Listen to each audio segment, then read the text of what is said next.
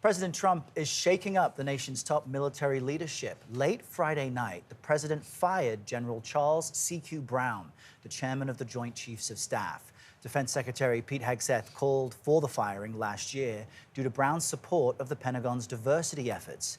In a social media post, President Trump did not give a reason for firing Brown, but thanked him for his more than 40 years of service. 3 other high-ranking military officials were also dismissed. To replace Brown as the nation's highest-ranking military officer, the president has tapped retired Air Force Lieutenant General Dan Kane. It comes as the Trump administration is facing pushback on its efforts to downsize the government. Willie James Inman is at the White House with more on all of this. Willie, good morning.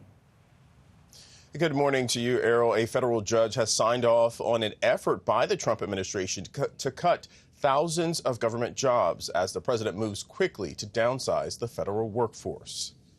This morning, more than 6,000 IRS workers are out of a job in the ongoing government downsizing effort.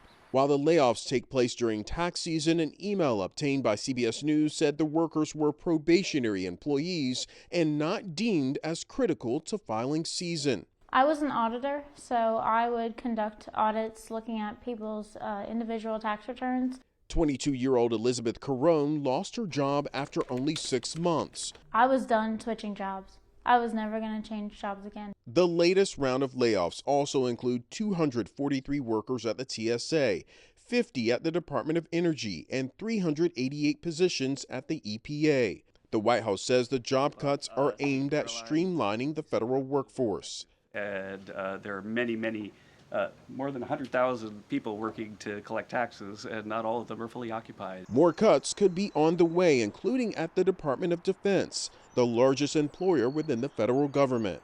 The Pentagon is expected to fire at least 5,400 probationary workers as part of an initial round of layoffs.